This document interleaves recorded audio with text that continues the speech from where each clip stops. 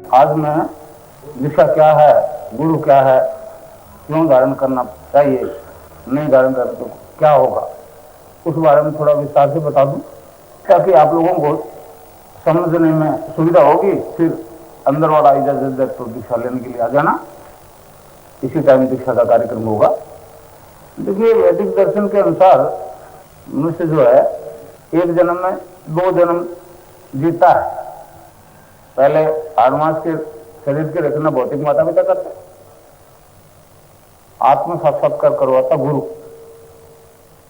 उसको दूसरा जन्मदाता कहा जाता है, धर्म का पिता कहा। उस दीक्षा से साधक जो है बीज बन जाता है, उसमें आमूल चूल परिवर्तन आ जाता है। आज हम दीक्षा तो ले रहे हैं क्योंकि हमारे दर्शन का मूलभूत सिद्धांत है, परंतु दीक्षा के बाद में वैसी स्थिति रहती है जैसी पहले थी। वही रहन सहन, वही खान पान, वही आचरण जो पहले जिसके सारे पहले जी रहे थे, दीक्षा के बाद में वैसे ही जियो। तो फिर दूसरे जन्म के लक्षण क्या? दूसरा जन्म अगर बुद्धि से जिया जाता तो अब तक तो सारे बीज बन जाते। दूसरा जन्म जो है बुद्धि से नहीं, डिवाइन लाइफ जो है बुद्धि से नहीं एंजॉय की जा सकती। जब तक आप उस दिव्य प्रकाश के दर्शन नहीं कर लो, डिवाइन लाइफ की प्रत्यक्ष अनुभूति नहीं कर लो अपने अंदर, तब तक डिवाइन लाइफ एंजॉय की नहीं जा सकती। तो ये एक परिवर्तन दीक्षा से आता है जो गुरु देता है। अब दीक्षा कई प्रकार की होती है, अलग अलग पंथों में, अलग अलग मतों में पता नहीं क्या क्या करते हैं, कंठे बांधते हैं, कान में फूंक मारते हैं, वो कई तरह के वो है तरीके। परंतु एक गुरु शिष्य परंपरा में, वैदिक दर्शन में शक्तिपात दीक्षा का सिद्धांत है। शक्तिपात दीक्षा, उस शक्तिपात दीक्षा से गुरु जो है साधक की कुंडलिनी जागृत कर देता, और वो कुंडलिनी शक्ति जो है चेतन होने के बाद में ऊर्ध्वगमन करती हुई तीनों ग्रंथियों, ब्रह्म ग्रंथि, विष्णु ग्रंथि और रुद्र ग्रंथि और 6 चक्रों का वेदन करती हुई, ऊर्ध्वगमन करती हुई साधक को समाधि स्थिति, जो कि समत्व बोध की स्थिति है, प्राप्त करा देती। वह कुंडलिनी साधक को समाधित कर देती और आज्ञा चक्र से ऊपर सहस्रार में लीन हो जाती, लय हो जाती। कुंडलिनी का सहस्रार में लय होना ही मोक्ष है। मोक्ष कोई काल्पनिक स्थिति का नाम नहीं है। मोक्ष एक वस्तु स्थिति है जो मनुष्य में क्रियात्मक बदलाव से आती है। मोक्ष कोई खिलौना नहीं जो गुरु के पास गए और दे देगा हाथ में पकड़ा। गुरु तो एक रास्ता बताता है कि किस तरह से क्रियात्मक आराधना से तुम अपनी असलियत को जान लो, तुम क्या हो, मनुष्य क्या है।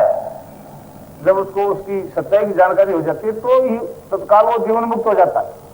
हमारे दर्शन के अनुसार मनुष्य जो है ईश्वर का स्वरूप है।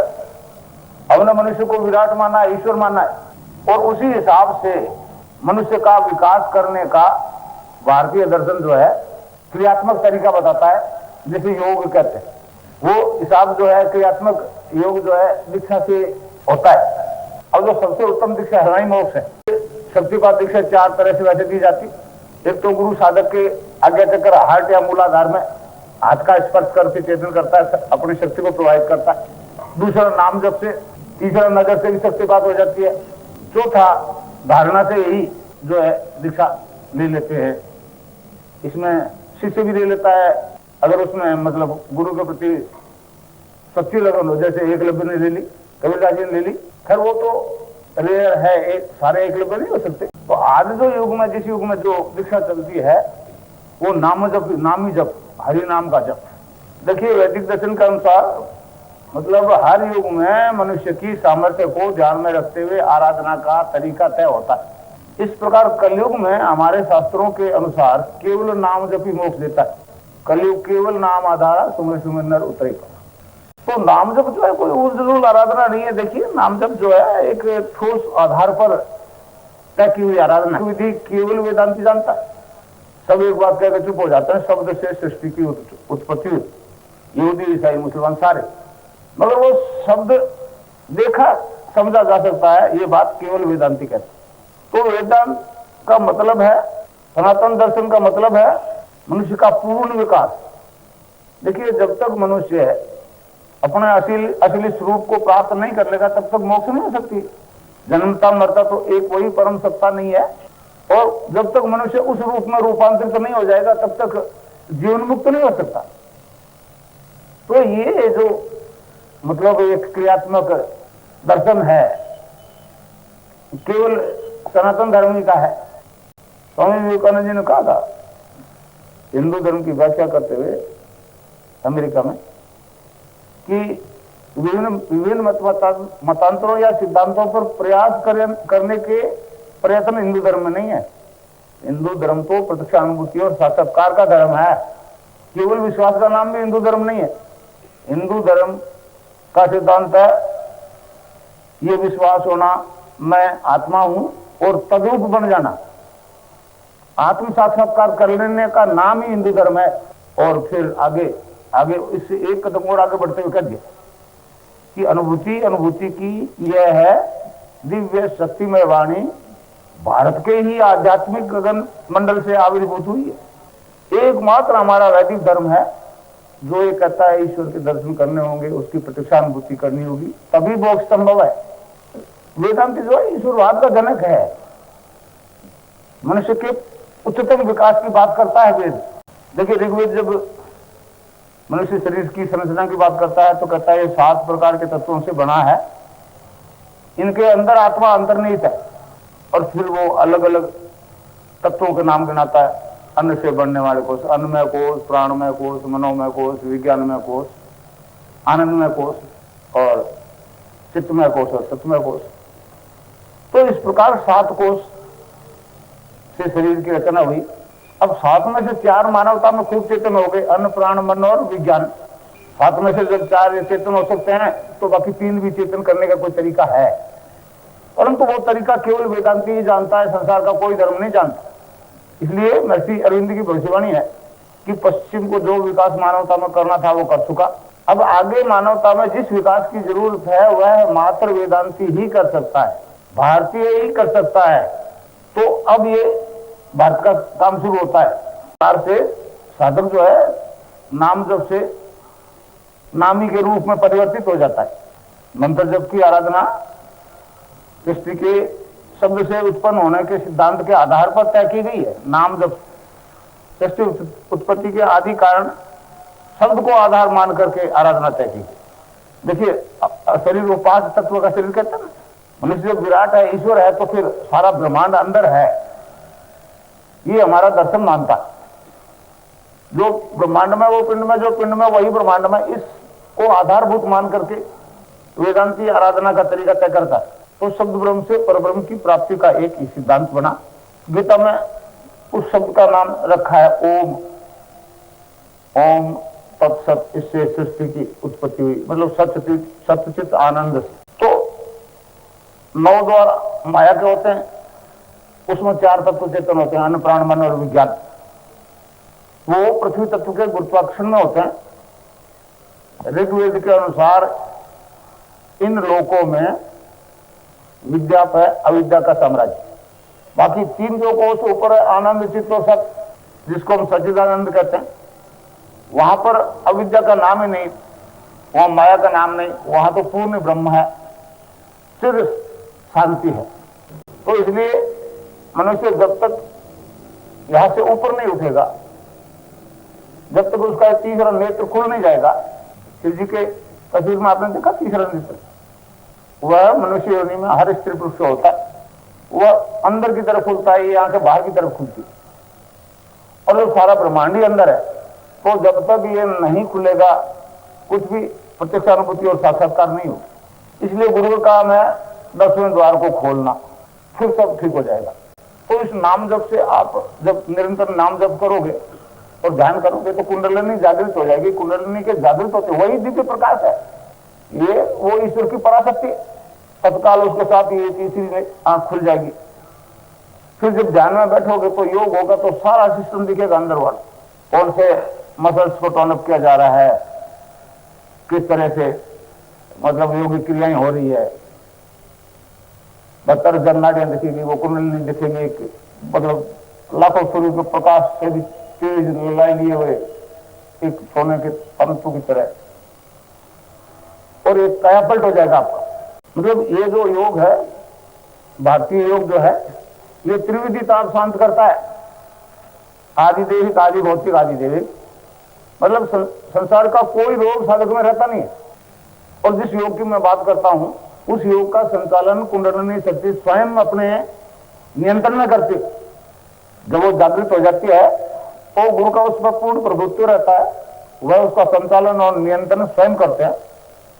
और इस प्रकार जो योग होता है वो कुंडलिनी द्वारा जो संचालित होता है वो गुरु के आदेश से होता है। ये विज्ञान वालों के लिए बड़ी समस्या होगी। अब इसमें शक्तिवाद में तो जब नाम जप करता है, ध्यान करता है तो योगिक मूवमेंट शुरू हो जाता है। और इसमें बड़े आश्चर्य की बात है, इसको न तो साधक रोक सकता है, न कर सकता है, किसी प्रकार का हस्तक्षेप कर ही नहीं सकता। भौतिक साइंस तो कहती है मानव के प्रयास से लेबोरेटरी में परीक्षण करो तो रिजल्ट दे जाएगा। या तो हमने मानव के प्रयास को गौण ही नहीं किया, उसके विपरीत क्रियाएं शुरू करवा।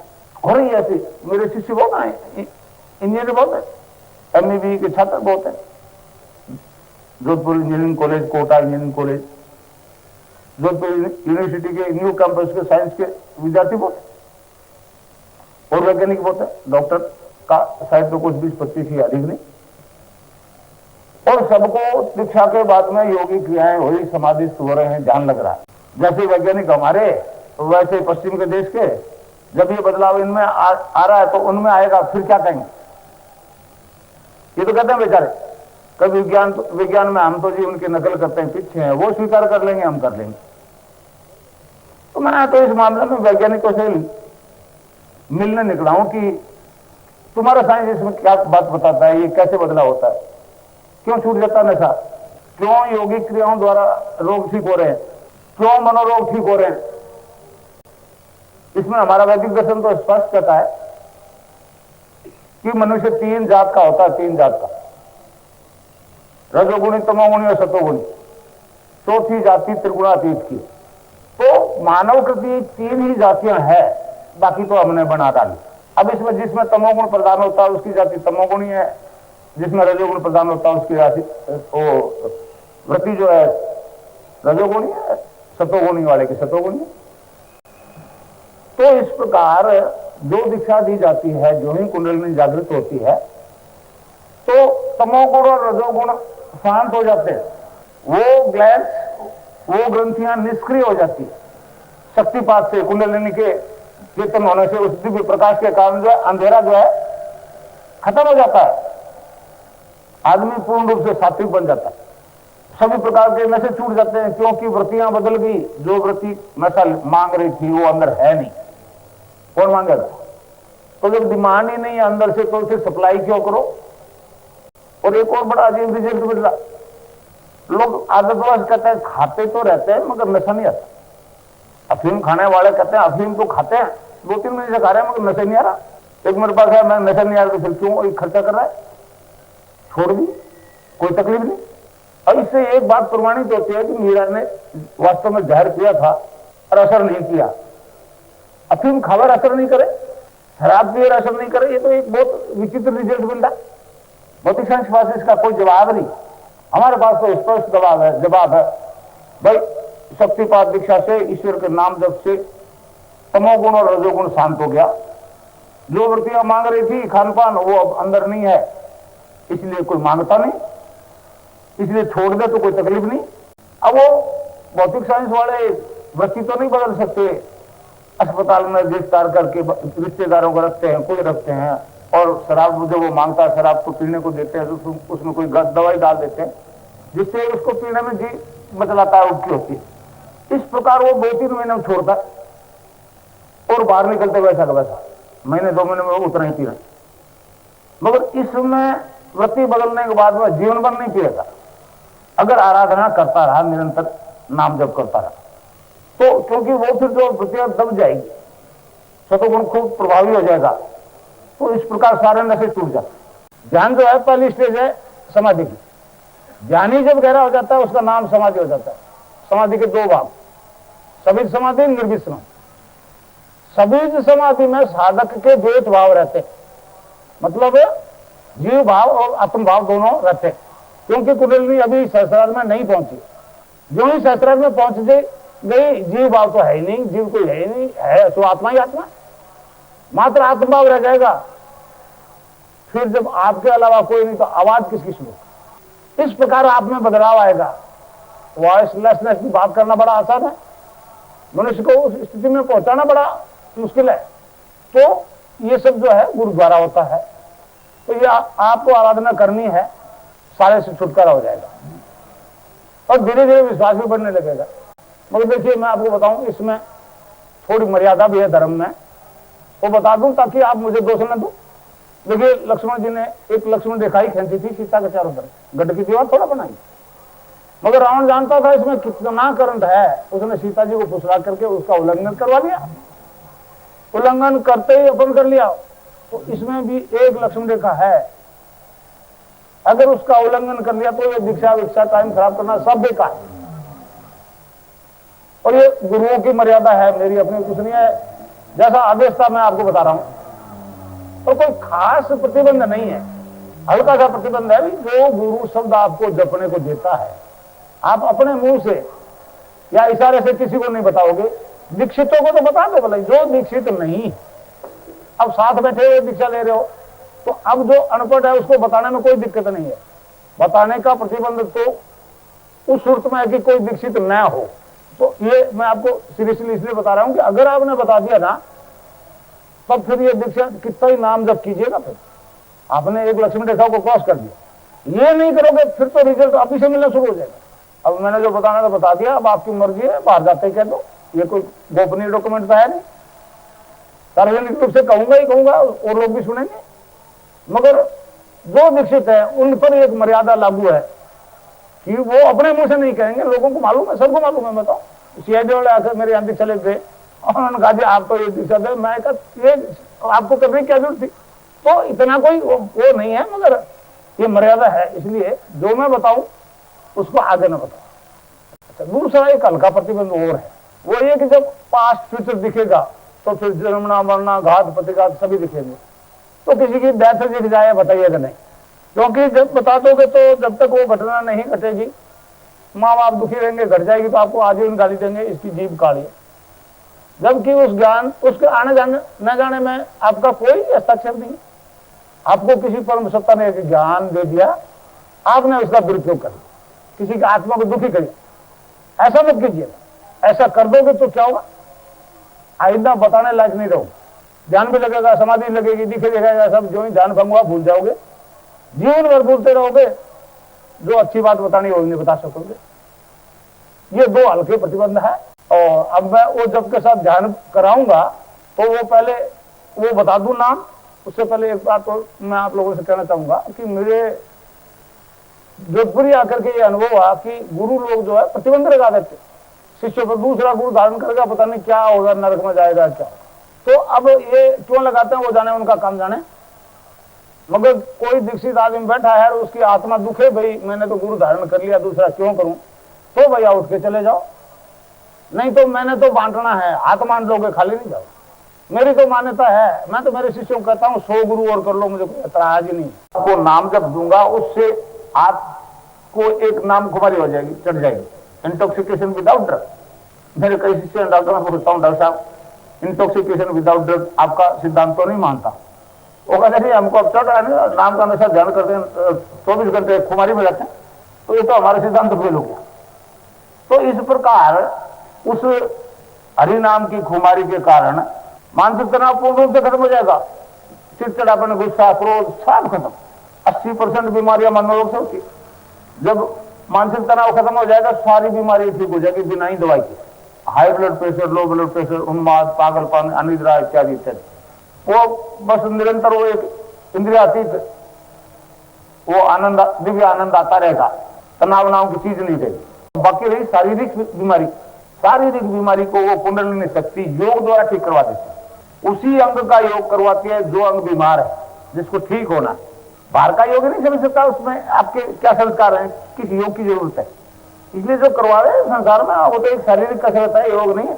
भारतीय योग तो त्रिविधि ताप साफ करने की बात करता है और फिर मोक्ष देता है। आज के योगाचार मोक्ष का तो नाम ही नहीं ले सकते। तो ये एक ऐसा योग है जिसका संचालन कुंडलिनी करती है। उसको बिल्कुल ठीक तरह से मालूम है आपको किस चीज की आवश्यकता है। बाहर का योगी का प्रशिक्षण क्या समझेगा, आपको क्या चाहिए। तो इसलिए जो अंग बीमार होता है उसी की योगी क्रियाएं होती है, जब वो ठीक हो जाता है तो कुंडली ऊपर चढ़ जाती है। इस प्रकार सारे जब तक फिजिकल रोग ठीक नहीं होंगे, शारीरिक रोग, तब तक वो सहस्रार की तरफ नहीं बढ़ेगी, बस उसी अंग की एक्सरसाइज करवाते हैं। क्योंकि समाधिस्थ होने से के लिए पहली शर्त है पूर्ण रोग मुक्ति। तो इस प्रकार सारे शारीरिक रोग ठीक हो जाएंगे, मन रोग ठीक हो जाएंगे और वृत्ति बदल जाएगी, नशा छूट जाएगा। सभी प्रकार की बीड़ी से लेकर हीरोइन तक छूट रहने लगा। तो 2 महीने के 2 किलो खाने वाला तो आ गया और चौथे दिन छूट गया। और 5-7 तो अभी यही इसी में इंटरव्यू होगा उनका, क्यों छूट गया, खाते थे तो नशा क्यों नहीं आता था। थोड़ी आश्चर्य की बात है। तो इस प्रकार इस आराधना से आपको बहुत ही लाभ होगा। ये लोग भी सुधरेगा, परलोक भी सुधरेगा। ये लोग तो इसलिए सुधरेगा कि सब नशों से मुक्ति, सब तरह के मानसिक रोगों से मुक्ति, सारी शारीरिक बीमारियों से मुक्ति और मानसिक तनाव जब नहीं है तो जो कदम भी उठाओगे सफलता मिलेगी। और इस आराधना में एक और बड़ा आश्चर्यजनक परिणाम आता है साधक में। ये पातंजल योग दर्शन का मूर्त रूप है जो मैं दिखा देता हूं। इससे जो योग होता है वो पातंजल योग दर्शन का मूर्त रूप है। आप अपनी योगिक अनुभूतियों को योग दर्शन से टैली कर लीजिए, आपको आश्चर्य होगा। जो आपको महसूस हो रहा है, अनुभव हो रहा है, वही उसमें लिखा है। तो पातंजल योग दर्शन में मतलब पातंजल ऋषि ने केवल 195 सूत्रों में सहस्रार में पहुंचा दिया, केवल पद पर पहुंचा दिया। उसमें 8 मतलब अनुष्ठान है योग के, यम, नियम, आसन, प्राणायाम, प्रत्याहार, धारणा, ध्यान, समाधि। तो आज का मनुष्य वो यम नियमों का पालन नहीं कर सकता, इसलिए गुरु दीक्षा जब देता है तो कुंडलिनी जागृत होते आदमी पूर्ण रूप से सात्विक बन जाता है। फिर योग के 8 अंगों का अनुष्ठान वो आसानी से करता है और जीवन मुक्त हो जाता है। सब कुछ करते हुए, सांसारिक काम करते हुए। देखिए 2 रास्ते, एक निवृत्ति मार्ग, एक प्रवृत्ति मार्ग। निवृत्ति मार्ग का मतलब है कर्मों से निवृत्त हो जाना, संन्यास। अब जब कर्मों से निवृत्त हो गए, सन्यासी हो गए, खाने पीने को समाज दे रहा है, फिर ईर्ष्या, द्वेष, मोह, लालच ये नहीं होना चाहिए सन्यासी को।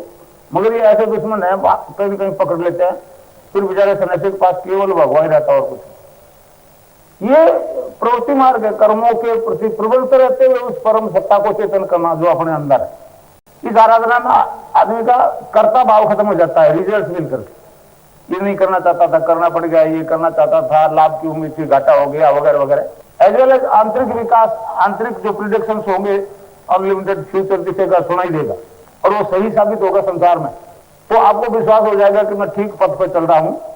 तो आपकी धारणा पक्की हो जाएगी। जो ही धारणा पक्की हुई, आपका ध्यान लगना शुरू हो जाएगा। अब ध्यान इस जगह लगाना है, यहाँ 3 नाड़ियां इकट्ठी होती है, गंगा यमुना सरस्वती कर दो, ईड़ा पिंगला सुषुम्ना कर दो, सूर्य नाड़ी चंद्र नाड़ी सुषुम्ना कर दो, नाम कुछ भी कर दो। 3 त्रिगुणमयी माया इस जगह केंद्रित हो जाती है। कुंडलिनी से तो नीचे मुक्त होती है, उसको कहते हैं मुक्त त्रिवेणी, इसको कहते हैं संगम। यह है प्रयागराज असली। इसमें स्नान करके जीवात्मा जो है परब्रह्म के जगत में प्रवेश करता है, आनंदमय कोश में प्रवेश करता है। तो इस दीक्षा से आपकी ये तीसरी आंख खुल जाएगी। खुल जाएगी तो ब्रह्मांड में, वो पिंड में, जो पिंड में वो ब्रह्मांड में, तो फिर सारा ब्रह्मांड दिखेगा।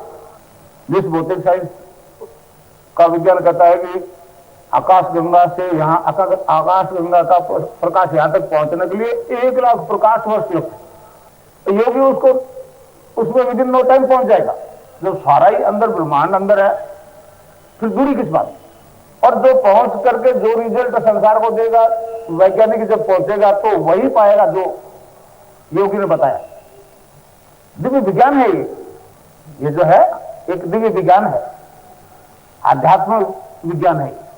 तो इससे मनुष्य के सातों को चेतन हो जाते हैं, अन्न, प्राण, मन और विज्ञान। और मनुष्य दिव्य रूप में रूपांतरित हो जाता है, उस परम सत्ता के रूप में रूपांतरित हो जाता है। 5 तत्वों का शरीर बनाया ना, माना। तो आकाश तत्व तो सबसे ऊंचे जो स्थान को कहेंगे। तो आकाश की तन्मात्रा है शब्द। देखिए वो शब्द कैसे नीचे उतरता उतरता इस रूप में आके बैठ गया। शब्द से वायु प्रकट हुई, उसकी तन्मात्रा स्पर्श। वायु से अग्नि प्रकट हुई, उसकी तन्मात्रा स्वरूप। अग्नि से जल प्रकट हुआ, उसकी तन्मात्रा स्वाद। और जल से पृथ्वी प्रकट हुई, उसकी तन्मात्रा गंध। और पृथ्वी से हम सब जीव मात्र पैदा हुए। तो इस प्रकार वो शब्द ईश्वर अधोगमन करता हुआ रूपांतरण करता करता इस रूप में आके बैठ गया। ये एक प्रक्रिया है सृष्टि उत्पत्ति। अब जब इस रूप में आ सकता है तो उस प्रक्रिया को बदल दो। ऊर्ध्वगमन करते हुए मनुष्य वापस अपने असली स्वरूप में शब्द में क्यों नहीं परिवर्तित हो सकता? क्या आश्चर्य! विज्ञान है तो विज्ञान है, एक प्रक्रिया से प्रकट हो गया, दूसरे से वापस उसी रूप में रूपांतरित हो जाएगा। तो हमारा दर्शन इसी को प्रमाणित करता है। और कुंडली जागृत होकर के सहस्रार में पहुंचने का सिद्धांत उसी का है। क्योंकि जब उस परम सत्ता को विराट स्वरूप धारण करने की इच्छा हुई तो उसने अपनी शक्ति को आदेश दिया। वो नीचे उतरती उतरती लोगों की रचना करके रीढ़ की हड्डी के आखिरी हिस्से में आकर सुषुप्ति में चली। वह केवल मनुष्य योनि में जागृत होकर के सहस्रार में पहुंच सकती है और किसी योनि में नहीं। इसीलिए मनुष्य योनि को मोक्ष प्राप्ति की योनि माना है। बाकी सब योनियां भोग के लिए होती। तो इसलिए मानव का ये पूर्ण विकास केवल वैदिक दर्शन ही बताता है। और बहुत विचित्र घोषणाओं के अनुसार वो शक्ति प्रकट हो चुकी है, अवतरित हो चुकी है। हमारे दर्शन में देखिए 10 अवतारों का एक की अवधारणा है। 10वां अवतार होगा तो सतयुग आ जाएगा। तो 9 तो हो चुके। पहली सृष्टि की रचना हुई समुद्र में तो मत्स्य अवतार, फिर समुद्र और पृथ्वी को कनेक्ट करते हुए कच्छप अवतार, फिर वारा अवतार, फिर मनुष्य और पशु को जोड़ते हुए नरसिंह अवतार, और 5वें हुए मनु पूर्ण मनुष्य के रूप में, फिर 52 अवतार परशुराम जी, राम और कृष्ण 9वें अवतार। अब वो 10वां अवतार की जो भविष्यवाणी की है महर्षि अरविंद ने, वो भी चौंकाने वाली बात है। उन्होंने घोषणा ही कर दी कि 24 नवंबर 1926 को वो धरा पर कृष्ण का अवतार हुआ था और वो अपने क्रमिक विकास के साथ सन 2000 से पहले सारे संसार को आकर्षित कर लेगा। तो वो थोड़ा टाइम रह गया, देखना कैसे प्रकट होता है, कौन होता है, क्या है। तो है भारतीय दर्शन में जो मतलब विश्व धर्म होने की बात, वेस्ट के लोगों ने भी भविष्यवाणी की कि 20वीं सदी के अंत से पहले हिंदू धर्म जो है, वैदिक धर्म जो है, आंधी तूफान की तरह सारे संसार को ढक लेगा। तो हम जब तक उस परम सत्ता की प्रत्यक्षानुभूति और साक्षात्कार न करवाते हैं अपने अंदर, तब तक तो हम हमारे मूलभूत दर्शन को प्रमाणित नहीं कर पाते। ये काम करना पड़ेगा हमें। तो इस आराधना से आप उस क्रमिक विकास से अपने असली स्वरूप को जान जाओगे। सब नशों से मुक्ति हो जाएगी, सारे मनोरोग और सारे रोग ठीक हो जाएंगे, ये लोग सुधर जाएगा और सहस्रार में पहुंच के परलोक भी सुधर जाएगा। इस आराधना में भोग और मोक्ष दोनों साथ साथ चलते हैं। कुंडलिनी जागरण का जहां हिसाब होता है, इसको त्रिपुर सुंदरी की आराधना भी करता है। इसमें भोग और मोक्ष दोनों साथ चलते हैं। बाकी जितनी आराधना है उनमें भोग है तो मोक्ष नहीं, मोक्ष है तो भोग नहीं, एक का त्याग करना। तो ये गृहस्थी के लिए बड़ी उत्तम आराधना है। केवल नाम जप करना पड़ता है निरंतर और सुबह शाम यहाँ दान करना पड़ता। बाकी अगर ये गुरु में कुछ गुंजाइश है तो परिवर्तन आएगा, नहीं तो जीवन भर आंख बंद किए बैठे रहो, कुछ नहीं होगा। इस ज्ञान को प्राप्त करने में कुछ समय नहीं लगता। बस एक ही रुकावट है, अगर अहम खत्म हो गया तत्काल पा जाओ। तो ये यहां ध्यान करने से आदमी उस परम सत्ता से जुड़ता है जहां आत्मा का वास करते। तो ध्यान करके देखें थोड़ा। अभी जो दीक्षित है वो तो अपना इन मंत्र जपेंगे, जो दीक्षित नहीं है वो राम राम राम राम का जप करेंगे। मगर वो जप जो है मन ही मन होना चाहिए, मानस जप होना चाहिए, बोल के नहीं होना चाहिए और जीव भी नहीं हिलना चाहिए। और मन को यहां रोको, यहां आंख बंद कर लो, नहीं तो बाहर के नजारे आपके दिमाग को प्रभावित करेंगे। और यहां मन को रोको, नहीं रुकता मुझे देखो। अगर कुछ सच्चाई है तो कुछ न कुछ महसूस होगा किसी को कम, किसी को ज्यादा, किसी को कैसा ही, अपने अपने प्रारब्ध कर्म से। मगर निश्चित रूप से अगर आप सीरियसली जिज्ञासु हो तो रिजल्ट मिलेगा, अभी मिलेगा। तो 20 मिनट आप ध्यान करके देखिए, आंखें बंद करो। बस यहां जो दीक्षित है वो तो वही मंत्र जपेंगे, बाकी दीक्षित नहीं है वो राम राम राम राम का जप जपेंगे, मगर होठ जीभ नहीं हिले, मुंह बंद, और मन को यहां रोक लो। रुकेगा, फिर चलायमान हो जाएगा 2-3 मिनट के बाद में, फिर मुझे देखोगे, फिर साइलेंट हो जाएगा। ये ब्रेक्स धीरे धीरे अभ्यास से खत्म हो जाएंगे, फिर घंटों समाधि में बैठा। करिए, देखें, ध्यान करें।